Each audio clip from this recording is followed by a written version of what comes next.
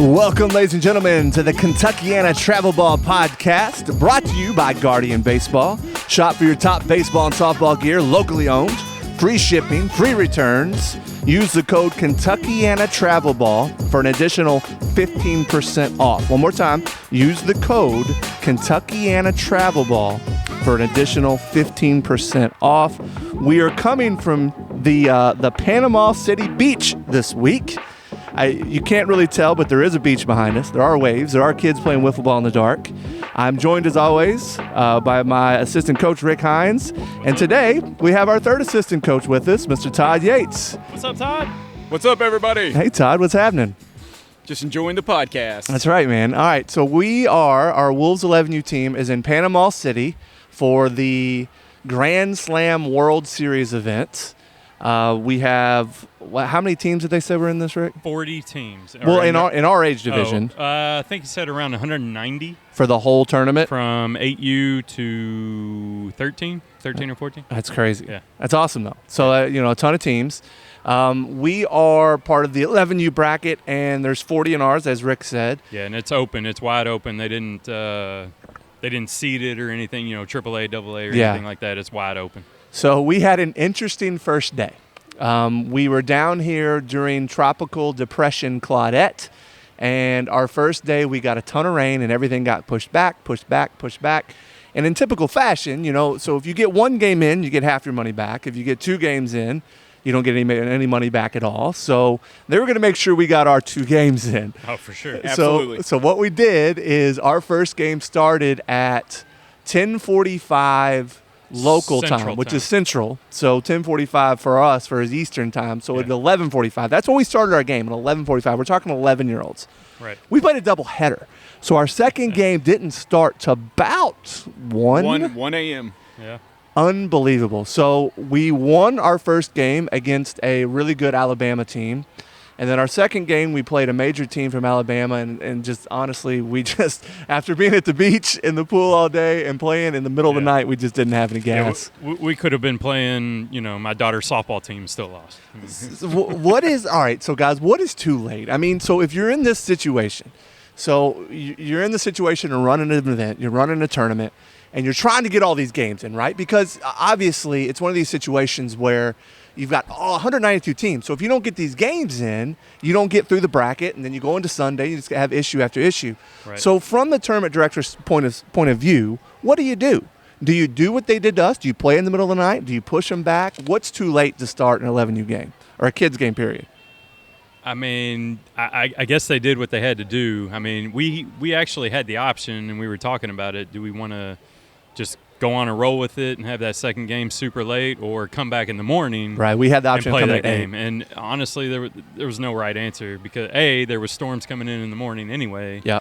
And just you're out late, and then you got to get up. What's better, just staying up or going to sleep for a few hours and then getting up again? So we just rolled with it. Right, but not only that, we played. We finished at 2 a.m. We might have had to been back at 8 a.m. Well, that's just it. And that's just it. Well, the other thing was crazy. There's 40 teams waiting on us to finish. Right. So they didn't know if they were playing. I think 6 teams had 8 a.m. games. Maybe even 8 teams had 8 a.m. games. And they didn't know it. They had no idea. 2 o'clock in the morning. They had no clue until we were done what time they had to get up. So somebody had to wake up. We didn't get back to the hotel until 3 a.m. local time. So that's 4 a.m. So when we got back to the hotel, I mean, people must have been waiting up or getting up super early to figure out what was going on. Or they sign up for those alerts or whatever, People have their alarm set. Yeah, look, that's the risk you run when you go to one of these destination tournaments. Overall, though, how's it been? Give me the vibe. How's it been? I think this has been great. We've had a good time. Like you said, we went through a tropical depression. It's been rain off and on the first couple days, but we still got to hang out at the beach 2-3 hours a day. Then we got to hang out at the beach. Yeah, it hadn't been washouts. No, it hasn't been a washout. We still got to play baseball, and we're going to play baseball again tomorrow. Yeah. Rick, what do you think? What's your overall feeling of the Grand Slam World Series? So we came to this event. I'd say most of the team came to this event as far as our mindset as having a vacation, right, and playing a little bit of baseball, right, which we've had the opportunity to do. Yeah. Weather hasn't been perfect. It's never going to be perfect, but we've had plenty of beach time, and we've played pretty well. We've had some good baseball, and we're still playing. So, the thing that for me is so walking out of, we got smashed in our second game in the middle of the night. And as we were leaving, I asked the coach, it was another team from Alabama, I said, how did you keep your kids so fresh? Like, how were they so ready to play? And he said, hey, we came here to win a baseball tournament. No beach, no pool, day of baseball.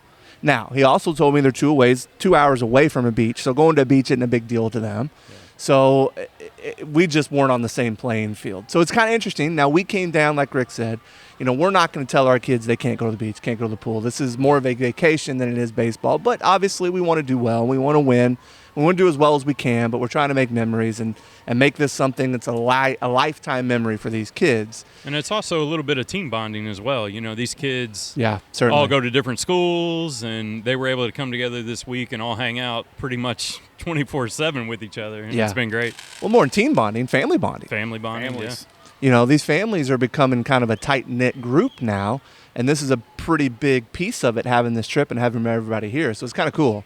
Yeah, and we're all fortunate enough to be in the same complex. We're staying at the Edgewater Golf and Beach Resort. Props to them. I think it's been overall pretty good.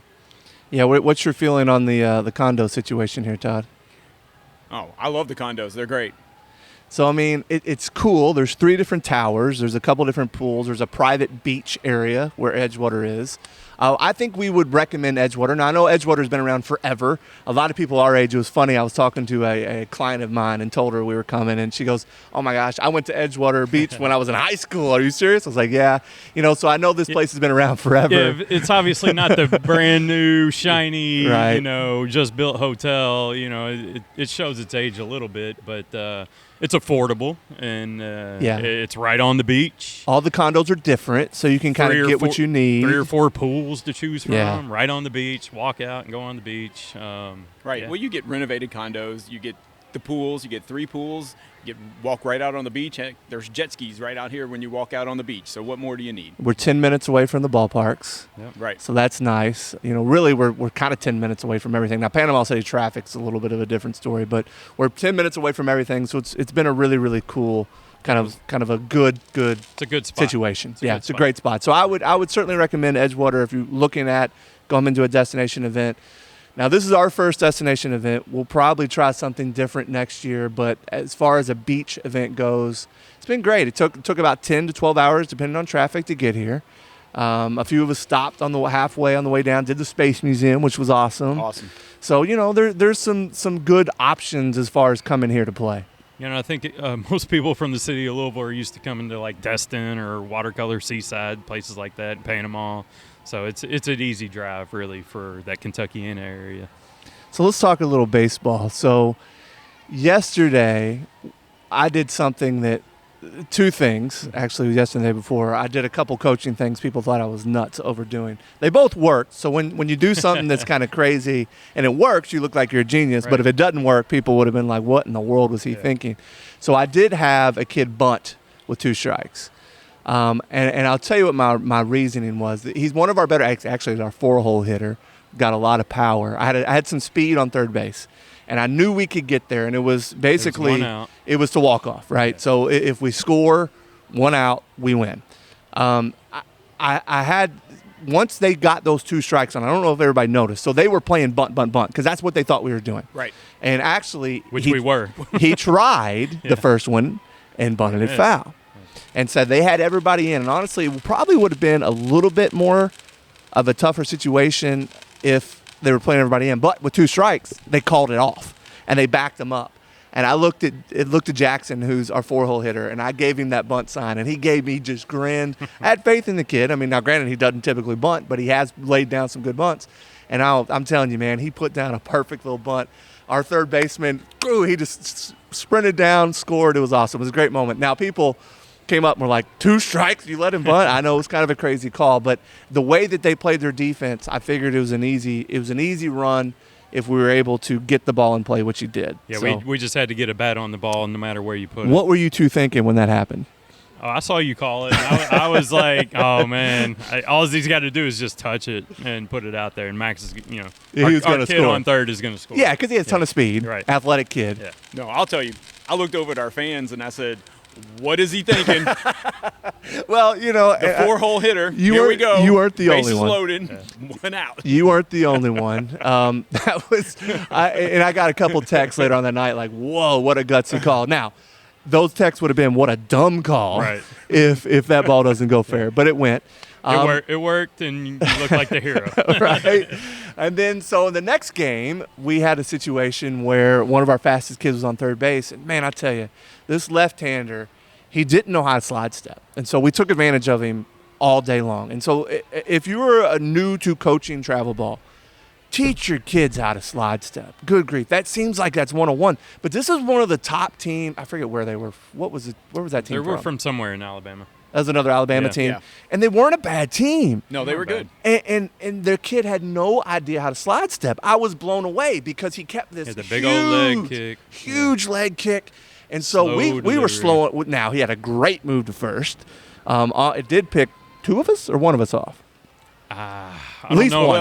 At least one. But he almost picked off 3 or 4 or 5 of them. He had a great move to Right. first. But his move was so slow to the plate, we still third constantly. And then I got one of my faster kids up. We had 2 outs. And I told him, I said, "Hey, I'm going to give Landon, the kid at batting, the signal that you're stealing so he doesn't swing. I want you to steal home." And Eli looked at me. It's actually Rick's son. Eli looked at me and said, "All right." He didn't quit. He didn't second guess me. He didn't say, "Are you sure?" He said, "All right." And he took a good lead. And as soon as that kid brought his leg up, Eli took off. And the kid just went ahead and went through his motion and pitched. Got there. It was close. Close. But Eli head first slid, got his hand in. It was another situation. People were like, "Oh my God, you had a kid steal home." But I felt like we could still run that way, and we did, and it worked. Again, if it doesn't work, you're going to look like the bad guy. But unfortunately, I was the hero on that one. But so give me your thoughts Another on those. gutsy call. Another gutsy call. Did you all see that one coming, or did you know what I was doing there? No, I had no idea. I knew what you were doing. I saw your eyes. I knew what you were thinking. You didn't see the call? And I saw the call, and we've been talking about that since the World Series last year. Yeah. Trying to steal home. Because what happened in the World Series? It got balked, right? No, he did step off, and he threw it home. Oh, so he didn't balk. No.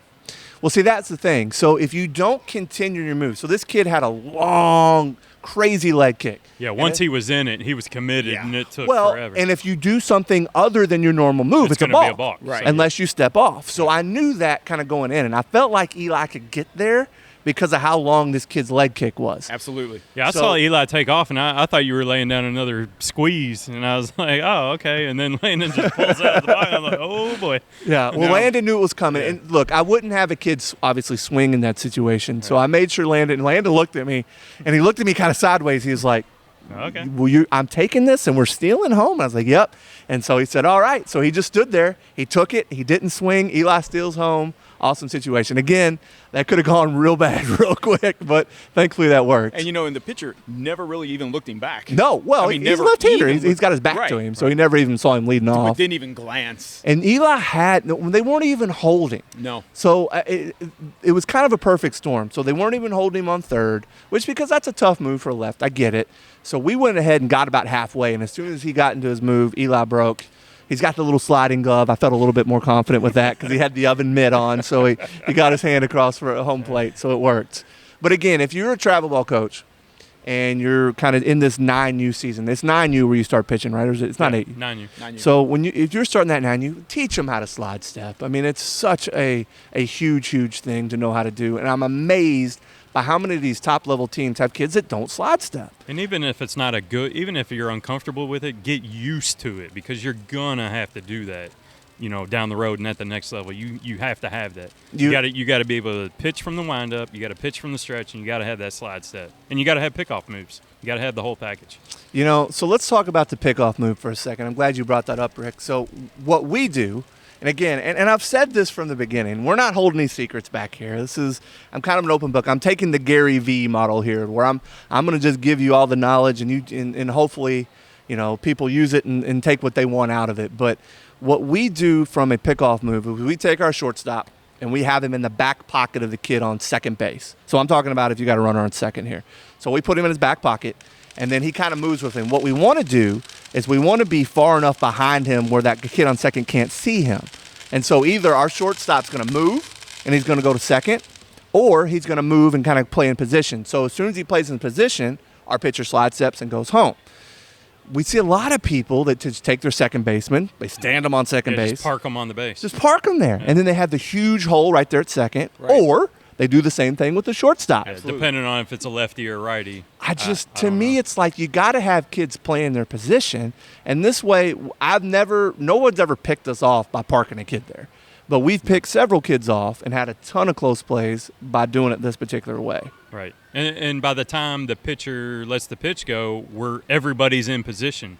Nobody's, we're not leaving that big hole. We're not leaving the big gap.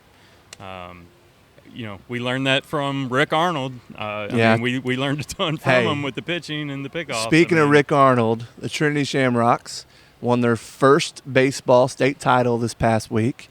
I had a long conversation with Rick, and I'll probably have him on here in the next couple of weeks to talk about it. It was interesting, and so let's talk about this for a second. I know the three of us kind of paid attention to that championship game. They played McCracken County, who had beat them the two previous times they had played them in the state championship, by the way. Not in the state championship game, but in the state tournament. Right. Good program. Great program. Yeah. So what happened was their best pitcher, which they pitched on Thursday night. So the championship game was on Saturday afternoon. Okay. Was their third baseman. And Rick kept saying, well, we're going to see their best pitcher at some point. They pitched like their third guy to start the game, who was good, who was a freshman, by the way, who Rick said, hey, he's going to be a top guy in the next couple of years. Sure. But their best pitcher was on third base. Well, what happened was they tried to go lefty against lefty. It didn't work. Then they had another lefty come up. So the first guy gets rocked a little bit, so they have to go to the bullpen. And so they kept thinking, man, why are we not seeing their ace? Well, Rick said what they messed up, they were playing him. He's playing third base. And he's in high school, you got to be able to get your kid warmed up. Now, at our age, you can pull a kid and kind of let him warm up a little bit. But in high school, you're not just going to throw that kid out there without putting him in the bullpen. So they played, instead of DHing him, they put him on third base. So they were never able to get to him to pitch. By the time they pulled him to put him in the bullpen, game was done. Late, yeah. It was too late. So Rick thought they made a pretty substantial coaching error there, which was, well, and who knows? I mean, would it have made a difference? You don't know. You don't know. Yeah. And look, he's got a ton, and I shouldn't say coaching error. He's got a ton of respect for those guys in that program. But he was shocked that they didn't have to see that number one guy, and being that they had him on third and weren't able to warm him up in the bullpen. I just thought that was kind of interesting. And Matt Klein, the catcher, just signed to U of L. Saw that. Rick's been high on that kid. And really has been all over U of L saying you need to give him a look, And finally it looks like McDonald kind of got on board and gave him an offer. So that was pretty awesome. He's a good player. I've seen him play. He's solid. Real good, batting over 400, isn't he? Yeah, he's batting over 400. A lot of power. And so it's interesting. So he's the next Trinity guy to go from Trinity to Louisville to be a catcher. So Metzinger is there now, DHing quite a bit. Yeah. So they're starting a little pipeline of people to Louisville. It's kind of cool. Nice. But I'll have Rick on at some point to talk about the Trinity. And look, I know I sound like I'm all Trinity. I'm actually a St. X alum. I just happen to be friends with Coach Arnold and have a ton of respect for what he does. And he's done a lot for our program. So, we have a ton of respect for what Rick does. So, guys, before we wrap this thing up, because we're going to make this one short because, like I said, we're on the beach. We're in Panama City. I think you can hear the fireworks and the waves crashing and everything else. If we had this chance to come to the Grand Slam event again, would we take it? Will we pass? What do you guys think? What's our next trip look like? Do we come here again or not? Yes and no. I think it's been great. I think it's been a great experience. Myself, I would be more inclined to a, let's say, more baseball-focused trip maybe next year, because in my head, I think we'll have pretty much the same group of kids, and I think we're going to build upon having a great year this year and hopefully take it to the next level next year, and hopefully maybe have a more baseball-focused trip as far, outweighing the beach part of it. Yep. As a vacation. I agree with that. Have more of a baseball focus. Yeah. Todd, what do you think? What's your suggestion there? I'd be willing to do that. One thing we can always think of, though, is if we go to a destination, it is kind of difficult to plan around events such as weather and things to that extent. So when you go to other places, if you have things scheduled for one day and it rains, it just pushes everything off. So you always have to deal with the weather. So if we go somewhere that's more baseball focused, then you don't really have to deal with the weather except for delays in your baseball game. So it's a really good point. Now, we have had turf fields here. So, the weather has not affected it as much as it could have because of the amount of the rain. Now, it's interesting, though, because there's so many teams where they're playing in 2 different parks. One park's dirt fields, one park is turf fields. And it seems like if the dirt fields can't play, there's a little bit of crossover there to where it kind of delays both. I'm not real sure how they're doing that. Well, it's the lightning. So, you're on the Gulf, so you're going to get some unpredictable weather and some pop-up thunderstorms. So it's the lightning that has been, I think, more of a distraction than the rain. Well, and so tonight, we were supposed to play at 8 p.m. tonight, but it got pushed to tomorrow morning because of lightning, kept delaying. Every time it strikes, it's that other 30 minutes, so it kept kind of getting pushed back. So now we're actually playing in the morning as opposed to playing this evening. So it's kind of interesting. A couple topics I want to hit before we wrap this thing up. We picked a tournament that was not a stay and play. So, as far as that was a big decision. That was a big decision. And so what I mean by stay and play is that you have to book your hotels through the baseball tournament. Right. And they make a commission. The hotels are a lot more expensive. We picked a tournament where we kind of do our own thing. We could find our own rooms. Yeah, and honestly, we were able to find a lot better deals doing it this way. Right. We were able to kind of get the same complex without it being such a big deal. With absorbent fees and that type of thing. So what's your guys' feeling on stay and plays? Is it something we'll try it someday or what? I'd rather not. I mean, like you said, we're gonna pay way more than we should. Right. That's how they're making a little bit of their money also on the side. Right. And having these hotels. And with families coming down here, you have some families coming with their parents and grandparents and things like that, and they can find their rooms to fit their needs, which is a lot better than some of those stay-in plays, because if you try to find a 2-3 bedroom place in one of those, you're going to... That's a great point, because the whole extended family thing. Yeah, I think we got one family with like 3 different sets of grandparents. Right. It's great. Yeah, you're right. We have a big turnout. At the one thing they have done at this tournament that I liked is they did a team gate fee. Now, it was $700, so it was pretty expensive, but they're not charging you $10, $15, $20 every time you walk in, so that's kind of nice. I thought that was great. Yeah, I enjoyed that. I'm liking having to be able to walk in and out without getting charged every time. Just makes it a lot easier that way. It does make it a lot easier. And I tell you, what's cool about this tournament is there's teams from California, Texas, Alabama, Florida, you name it. Kentucky, Indiana, Georgia, Tennessee, all over the place. Obviously Florida. So we're seeing kind of the best of the best around the whole gamut here of this southeastern region. It's been pretty cool, man. You really see where you stack up. And you got those local teams who obviously they're not going to the beach every day because they could go to the beach any day they want, so they're baseball focused for sure. Yeah, and I tell you, man, once you are at the beach all day, at the pool all day, your legs are just a little weak. It takes a little bit out of you. But again, like we said, we're not going to take that away from our kids. We're from Kentucky. We don't get this all the time. Right. So it's just one of those situations. We're trying to make memories here. If we play well, great. If we get beat in a game we shouldn't, then so be it. It is what it is. It is what it is. And I think our families are on board with that. The kids understand.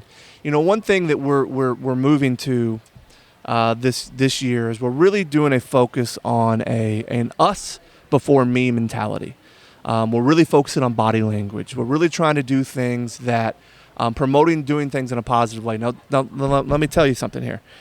We're not saying rah every time you goof up, right? So our coaching philosophy is, hey, we want to see good body language. If you strike out, pick up the guy next to you, right? If you strike out, let's go to the guy on deck and say, hey, pick me up, let's go. Yep. Tell him what you saw. If you saw a good curve, hey, the ump's calling a little bit outside. You got to watch that outside corner. Whatever it is, instead of sulking, crying, throwing your helmet, throwing your bat, we're really trying to promote this whole us before me culture. It's hard with 11-year-olds. Super hard. We've got emotional kids. Well, and I get it. So baseball, it is a team game, obviously, but you're up there by yourself at the plate. And, if you're unsuccessful yourself, you feel like you're letting the whole team down. For sure. It's really hard, but we've got to ingrain in these kids that it's not all about you every time. You may have been unsuccessful that at bat, you're probably going to get another one later in the game, especially if it's your first at-bat. Pick the guy up next to you. Tell them what you saw. Try to help them out so they don't make the same mistake you did. Mm-hmm. And it's tough for these 11-year-olds. I mean, they don't want to disappoint their parents, Us. their teammates, their coaches. Yeah. They care. They care. Then they have opposing fans and Right. opposing players yelling at them, Yeah. cheering when they do something wrong. Or hip checking you when you Yeah. turn around first. Blindside hip Yeah. checks. We had an interesting situation yesterday, so yeah. Yes. We ran into Lucas Dunn at the batting cage down here. I think Lucas Dunn, who was the second baseman for the University of Louisville, I guess he's from Panama City. Yeah. We ran into him at a batting cage. We asked him to say a few words to our team, and that's what he talked about. He's like, look, He touched on every bit of that. don't be afraid to sacrifice yourself. You know, do your job. You got a guy on third, hit the ball on the ground. Get him in. Do your job. Hit a sac fly. Yeah. Don't feel that's part of baseball. Yeah, he said if I go 3 for 4 and we lose, I'm not happy about that. But if I go 0 for 5 and we still win, I'm happy. Yeah. I'm happy because we won. Right. Right. And so we really got to get our kids to kind of have that mentality. It's something that we're really promoting. Now, we're not great at it, and if you have suggestions, I'd love to hear it because we're trying to get better at coaches as far as instilling that as a culture within our team. Because we care too. We're not perfect. We care too, I- and we get upset too. You know? My body language is terrible, and I keep telling the kids I'm going to try to get better at it, and it seems like it keeps getting worse. But I'm going to try because we're really trying to promote that whole, again, us before me, great body language. I really think that if we can get these kids playing for each other and about each other, we're going to have a lot more success than we are if you're worried about individual stats. And I told him last night, if your body language is better, you will probably play better. Yeah. I mean, you almost have to. There's no doubt. I mean, because it's one of those things where if you succeed as a team, you're going to succeed individually. It's just part of it. And it's something that, again, I think it's really important to instill in teams. I'd like to know what your thoughts are on that. I mean, you can always hit us up via our Facebook page. You can leave comments via YouTube, wherever you see the videos. You can leave a comment on it. I'd like to know how coaches approach that because we feel like we're doing the right thing there. But there's different philosophies and different ways to do it. But I to me, it's all about playing for the name on the front, not the back. Yep. All right, guys. Well, we're gonna wrap this up. Once again, if you have any sort of baseball need, and have either of you guys used Guardian Baseball yet? I've used Guardian Baseball. I've ordered on eBay from Guardian Baseball. What's your experience been? Oh, it's been great. Well, Fast shipping, everything you need. Well, we were able to go to the local warehouse. I mean, you can't beat that, right? So, yeah, I mean, they have a local warehouse. And actually, our catcher just went to the local warehouse. He went on and tried on gear. Yeah. They got some actual catching gear that fit him. It's baseball people, so they know the gear. They know everything that you need to have. And don't forget that discount when you're listening to the Travel Ball podcast. You know, it's interesting, too, because they talk to me about, they say, look, Dick's doesn't have good stuff. You can't go to Dick's. You can't go to the big box stores and get the real baseball gear. I didn't realize that. I'd always kind of done my shopping at a Dick's. But I'm super excited to have the Guardian Baseball option. Again, as Rick just mentioned, use the code Kentuckiana Travel Ball for additional 15% off. We are at the beach. I don't know. We're going to go celebrate here a little bit. It's a nice night. It is a nice night. All right, signing off for the Kentuckiana Travel Ball podcast. We appreciate you listening. Next week, we'll have some really good guests, some really great content. We'll see you then. Thanks for tuning in. Thank you.